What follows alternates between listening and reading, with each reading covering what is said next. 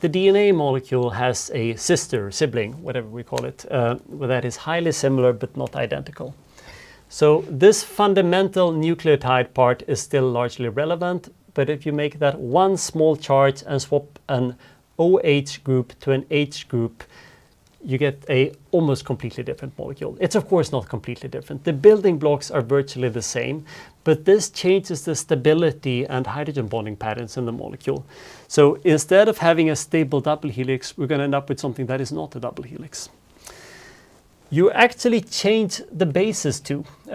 Instead of having A, G, C, and T, that thymine is replaced for another molecule called uracil. No, not well, a base called uracil.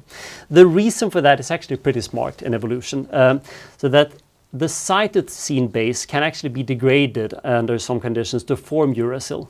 And that would be a disaster in DNA, right? Because if you had then had two molecules and if cytosine in some conditions would be degraded, you could end up with literally changing the code description in the book. So having thymine in DNA instead of uracil means that we have a different description in DNA, so that the DNA, in RNA it doesn't matter because the RNA is just transient and the RNA is never, at least normally never used to produce the next generation's genetic code. So DNA and RNA have slightly different roles and evolution have then adapted them to this to have bases optimized for the different usages. As I mentioned, RNA is a single-stranded chain. It's also much floppier. It is not at all as stable as DNA, where DNA can be stable for, under some conditions, for thousands or even tens of thousands of years. RNA will degrade in mere hours in the lab. We typically have to put RNA on ice when we work with it.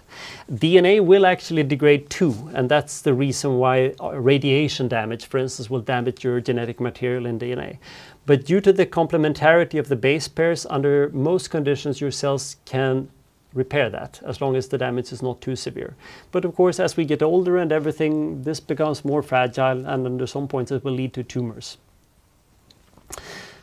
There are a few different types of RNA that I'm going to take you through, and let's see what they do.